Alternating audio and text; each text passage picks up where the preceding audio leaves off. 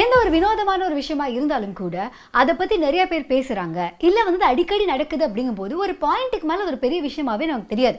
ஜப்பான்ல வந்து எர்த் குவிக்குங்கிறது படக் படக்குன்னு வந்துட்டு போகுது அப்படிங்கனால அவங்களுக்கு வந்து எர்த் குவிக் அப்படிங்கிறது ஒரு காமனான விஷயமா இருக்கு. அதனால பாதிப்பு இல்லைன்னு இல்லை, பட் இதுக்கு பெட்டரா ப்ரிப்பேர் ஆயிருக்காங்க அப்படிங்கிறதா விஷயம். பட் இன்னொரு பக்கம் பார்த்தா இந்த ஸ்ட்ரெஸ் அப்படிங்கிறது நம்மளோட லைஃப்ல இன்றியமையாத ஒரு கேரக்டர் பிளே பண்ணுது அப்படிங்கும்போது அவனை எப்படி ஹேண்டில் பண்றது அப்படிங்கறத பத்தி தெரிஞ்சுக்கலாமா? நம்ம காலகட்டத்தில் நிறைய வேலைகள் இருக்கு, நிறைய கமிட்மெண்ட்ஸ் இருக்கு, நிறைய டிஸ்ட்ராக்ஷன்ஸ் இருக்கு, இதுக்கு நடுவில் நிறைய ஸ்ட்ரெஸ்ஸும் இருக்கு. அப்படிங்கும்போது இந்த ஸ்ட்ரெஸ் ரொம்ப காமனான ஒரு வேர்ட் ஆயிடுச்சு. ஸ்ட்ரெஸ்னா என்ன அப்படிங்கிறத பற்றி தான் முன்னாடியே பார்த்தோம். ஆனால் இந்த ஸ்ட்ரெஸ்ஸை எப்படி ஹேண்டில் பண்ணுறது அப்படிங்கிறதுக்கு ஒரு சில வழிமுறைகள்லாம் இருக்கு. அதில் ஒன்று எல்லாருக்குமே தெரிஞ்ச விஷயம் தான், ஃபிசிக்கல் ஆக்டிவிட்டி நார்மலாகவே ஸ்ட்ரெஸ்க்கு வந்து ஹெல்ப் பண்ணும். அதாவது இந்த பிளட் ஃப்ளோ பெட்டர் ஆகிறதுக்கும், ஹை பிபி இல்லாமல் இருக்கிறதுக்கும், ஹார்ட் ரேட்லாம் ஸ்லோ டவுன் பண்ணுறதுக்கும் ஏதாவது ஒரு ஃபிசிக்கல் ஆக்டிவிட்டி பண்ணீங்க, ஒரு வாக் பண்ணீங்க, ஒரு ஜாகிங் பண்ணீங்க அப்படின்னா அது செம்மையாக ஹெல்ப் பண்ணும் அப்படிங்கிறது ஒரு பக்கம். பட் இன்னும் வேற என்ன வழிகள்லாம் இருக்கு அப்படிங்கிறது பார்க்கலாமா? ஃபர்ஸ்டா சொல்றது பிரீதிங், மெடிடேஷன் இதெல்லாம் தான். பட் மெடிடேஷன் அப்படிங்கிறது ஒரு பெரிய கலையா ஃபீல் ஆகுது. ஏன்னா நம்ம ஃபோனை வச்சுட்டு சுற்றி எல்லாம் இருக்கும்போதே போர் அடிக்குது, எதுவும் பண்ணாமல் கொஞ்ச நேரம் உட்காருது அப்படிங்கிறது ரொம்ப டிஃபிகல்ட்டான விஷயம். அப்படிங்கிறதுனால இந்த பிரீதிங்கை மட்டும் நோட்டீஸ் பண்ண அவங்க என்ன சொல்றாங்கன்னா, ஒரு டீப் பிரீத் நீங்கள் பண்ணும்போது அதனாலே வந்து உங்களோட செல்ஸ் எல்லாம் அது தகுந்த மாதிரி உங்களோட பிரீதிங் பேட்டர்னுக்கு தகுந்த மாதிரி கொஞ்சம் ரிலாக்ஸ் ஆகும். ஸோ இதனால ஹார்ட் ரேட் கம்மியாகும். அந்த மாதிரிலாம் ஆகும்போது உங்களோட ஸ்ட்ரெஸ்லேருந்து நீங்கள் சீக்கிரமாக கம்மி ஆகிறதுக்கான வழிகள் இருக்கு அப்படின்னு சொல்றாங்க. 5 கவுண்ட்ஸ்க்கு பிரீத் இன் பண்ணுமா, அதுக்கப்புறம் அவனை அப்படியே 5 கவுண்ட்டுக்கு வந்து அடக்கி வச்சிருக்கணுமா, அதுக்கப்புறம் 10 கவுண்ட்டுக்கு ரொம்ப ஸ்லோவாக பிரீத் அவுட் பண்ணுமா. இது வந்து ஒரு டெக்னிக்கா. இது ஒரு 3 தடவை பண்ணீங்க அப்படின்னாலே அந்த ஸ்ட்ரெஸ்ஃபுல் சுச்சுவேஷன்ல உங்க பாடிக்குள்ள ஒரு சில பிசியோலஜிக்கல் சேஞ்சஸ்லாம் நடக்கும்ல, அந்த சேஞ்சஸ்ல இருந்து நம்ம பாடி எஸ்கேப் பண்றதுக்கான ஒரு வழின்னு சொல்றாங்க. நம்ம ஸ்ட்ரெஸ்ஃபுல்லா இருக்கோம் அப்படிங்கிறது வந்து நம்ம கான்சியஸா தெரியப்படுத்துறதுக்கு நம்ம பாடியில ஒரு சில ரியாக்ஷன்ஸ்லாம் நடக்கும். அதான் இந்த ஃப்ளைட் ஆர் ஃபைட் அதெல்லாம் சொல்லுவோம். ஸோ இதை பத்தி நம்ம நிறைய பேசியிருக்கோம். ஆனா நம்ம பாடிக்கு நம்ம இன்னொரு இன்ஃபர்மேஷனை கொடுக்கணும். எனக்கு ஸ்ட்ரெஸ்ஃபுல்லான ஒரு சுச்சுவேஷன் இருக்கு, ஆனால் டேஞ்சர்ல இல்லை அப்படிங்கிற மாதிரியான ஒரு சில விஷயங்கள் நம்ம மைண்டுக்கும் பாடிக்கும் நம்ம சொன்னோம் அப்படின்னா அதுக்கு தகுந்த மாதிரி அதுவும் ஸ்ட்ரெஸ் ஆகாமல் இல்லாமல் கொஞ்சம் வந்து ரிலாக்ஸ்டாக இருக்கிறதுக்கான அடுத்த ஸ்டெப்புக்கு போகுமா. ஸோ நம்ம மைண்டுக்கும் பாடிக்கும் இந்த சிச்சுவேஷன் நார்மல் தான், இதை பற்றி ரொம்ப யோசிச்சு பாடியும் நீ ஸ்பாயில் பண்ணிக்காத அப்படிங்கிற மாதிரி நம்ம எப்படி சொல்றது? ஃபர்ஸ்ட் நம்ம பார்த்த விஷயத்துக்கு நமக்கு வேற யாருடைய ஹெல்ப்பும் தேவைப்படாது. நமக்கு நாமே ஏற்படுத்தக்கூடிய ஒரு சொல்யூஷன் தான் இந்த பிரீதிங்லாம் நம்ம பண்ணுறது, மெடிடேஷன் அப்படிங்கிறதுலாம். செகண்ட் ஒனுக்கு வந்து நமக்கு தேவையானது யார் அப்படின்னு பார்த்தா மற்ற மக்கள். அதாவது எந்த ஒரு நபருக்கு நம்ம ஒரு ஊருக்கு போகிறோம், இல்லை வந்து ஒரு புதுசாக ஒரு இடத்துக்கு போகிறோம், அங்கே யாரோ ஒருத்தவங்க பார்த்துன்னு சிரிச்சிட்டாங்க அப்படின்னா டக்குன்னு நம்ம இது ஒரு சேஃபான இடம் அப்படின்னு மாதிரி ஃபீல் பண்ண ஆரம்பிச்சிருவோம். ஒரு ஆஃபீஸில் புதுசாக ஜாயின் பண்ணுறோம், நம்ம கிட்ட எல்லாருமே வந்து செம்மையாக பேசினாங்கன்னா சூப்பர், இந்த ஆஃபீஸில் நம்ம ஒர்க் பண்ணுறதுக்கு செம்மையான ஸ்பேஸ் தான் அப்படிங்கிற மாதிரி ஒரு தாட் வரும்ல. இதே மாதிரி எந்தெந்த மக்களுக்கு வந்து நிறைய அக்வைண்டன்சஸ், அதாவது நமக்கு தெரிய நபர்கள் வந்து நிறைய பேர் இருக்காங்களோ அவங்களோட இருக்கிறவங்க வந்து ரொம்ப சேஃபாக ஃபீல் பண்ணுவாங்க, ரொம்ப ஹாப்பியாக இருப்பாங்க அப்படின்னு சொல்கிறாங்க. ஸோ இந்த மாதிரி ஸ்ட்ரெஸ்ஃபுல்லான சுச்சுவேஷனில் எந்த ஒரு நபர்கிட்ட நீங்கள் வந்து மீட் பண்ணாலோ இல்லை அவங்க கிட்ட பேசினாலோ பயங்கர ஒரு அஷூரன்ஸ் கிடைக்கும்.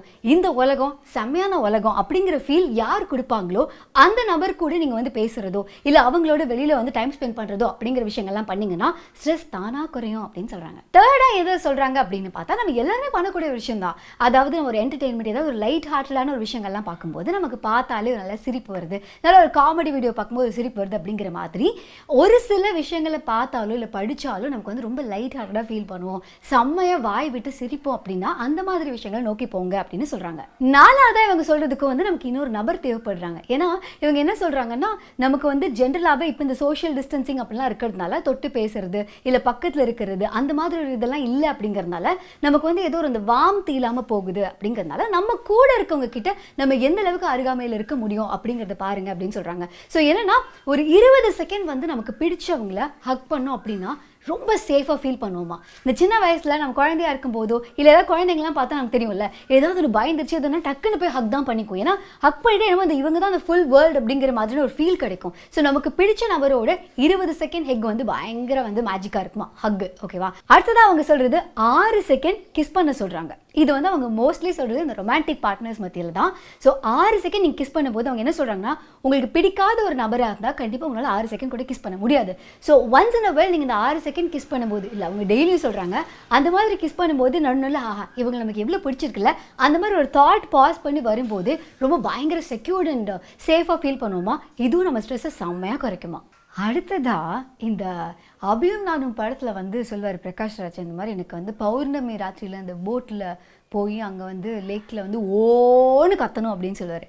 நிறைய நேரங்களில் நம்மளால் ஒரு விஷயம் பண்ணவே முடியாது, அதை அடக்கி வச்சுருக்கோம் அப்படிங்கும்போது அதை செம்மையாக நம்ம வெளில அனுப்புறதுக்கான ஒரே ஒரு வழியை கண்டுபிடிச்சிட்டோம் அப்படின்னாலே நம்ம செம்ம ரிலாக்ஸிங்காக இருக்குமா. ஸோ இந்த வாய் விட்டு சிரிக்கிறது எந்த அளவுக்கு இம்பார்ட்டண்ட்டோ அதே மாதிரி நமக்கு ரொம்ப ஸ்ட்ரெஸ்ஃபுல்லான சுச்சுவேஷன்லாம் இருக்குது, தாங்கவே முடியல அப்படின்னா வாய் விட்டு கத்தி அழறதும் வந்து செம்மையான ஸ்ட்ரெஸ் ரிலீசிங் விஷயம்னு சொல்கிறாங்க. ஏன்னா நிறைய நேரங்கள் நான் நோட்டீஸ் பண்ணியிருக்கேன், நல்லா அழுததுக்கப்புறம் எதுக்காக அழுதுங்கிற காரணமே மறக்கிற அளவுக்கு ரொம்ப ரிலாக்ஸ்டான ஒரு ஃபீல் கிடைக்கும். ஸோ அந்த மாதிரி வாய் விட்டு அழுது அப்பப்போங்கிறது ஸ்ட்ரெஸ் ரிலீஸ் பண்ணுறதுக்கான ஒரு சூப்பரான விஷயமா. ஆனால் நான் அப்படிப்பட்ட ஒரு இமோஷனல் பர்சனே கிடையாது, எனக்கு அப்படிப்பட்ட அழுகையெல்லாம் வராது. அப்படின்னா இந்த ஒரு சில பாடல்கள்லாம் கேட்கும்போது உள்ள தாக்குமே, ஒரு சில படங்கள்லாம் பார்க்கும்போது செம்மையாக தாக்குமே, அந்த மாதிரி பாடல்களோ இல்லை படங்களோ பார்க்கும்போது லைட்டாக கண்ணோரமாக டிங் டிங்னு உங்களுக்கு வந்து தண்ணி வருது அப்படின்னா கூட அது நமக்குள்ளே இருக்க நிறைய இமோஷன்ஸை கிண்டில் பண்ணி ரிலீஸ் பண்ணுறதுக்கான ஒரு விஷயம் அப்படின்னு சொல்கிறாங்க. கடைசியாக சொன்ன இந்த அழுகிறது சிரிக்கிறது இதெல்லாம் எப்படின்னா அந்த ஸ்ட்ரெஸ் வந்து ஒரு சைக்கிள் மாதிரியா. ஸோ அதை ஆரம்பித்து ஒரு பீக்குக்கு போயிட்டு ஒரு கம்ப்ளீஷனுக்கு வரும். அந்த கம்ப்ளீஷனுக்கு வரது நம்ம எங்கே வந்து செம்மையாக உணர்வோம் அப்படின்னா, ஒன்று இந்த ஃபிசிக்கல் ஒர்க் அவுட்லாம் பண்ணி முடிச்சுட்டு வரும்போது அந்த ஒரு தாட்டே இல்லாமல் ரொம்ப ரிலாக்ஸ்டாக வந்து நம்ம பாடி மாறும்போது, இன்னொரு பக்கம் நம்ம செம்மையாக அழுதுட்டோம் அப்படின்னா அதுக்கப்புறம் நான் சொன்ன மாதிரி எதுக்காக அழுதுன்னு தெரியாத அளவுக்கு ஒரு அமைதி ஒரு நிலமும்ல. இது ரெண்டுமே வந்து அந்த சைக்கிள் கம்ப்ளீட் ஆயிடுச்சு அப்படின்னு தெரியறதுக்கான ஒரு மேட்டர். கடைசியாக அவங்க சொல்கிறது ரொம்ப நமக்கும் யூஸ்ஃபுல்லாக இருக்கும் மற்றவங்களுக்கும் யூஸ்ஃபுல்லாக இருக்கும் அப்படின்னா கிரியேட்டிவ் எக்ஸ்பிரஷன் சொல்கிறாங்க.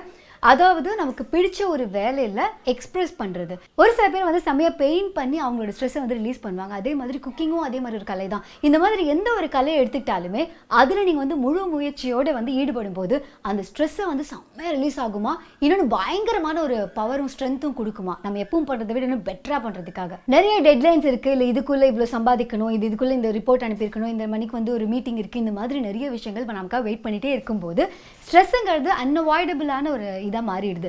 ஆனால் அதை எப்படி ஹேண்டில் பண்ணுறது மேனேஜ் பண்ணுறது நமக்கு தெரிஞ்சுக்கிட்டோம் அப்படின்னா மேபி இதை நம்ம ஸ்ட்ரெஸ்ஃபுல்லாக கூட வந்து ஹேண்டில் பண்ண மாட்டோம் அப்படிங்கிறது தான் உண்மை.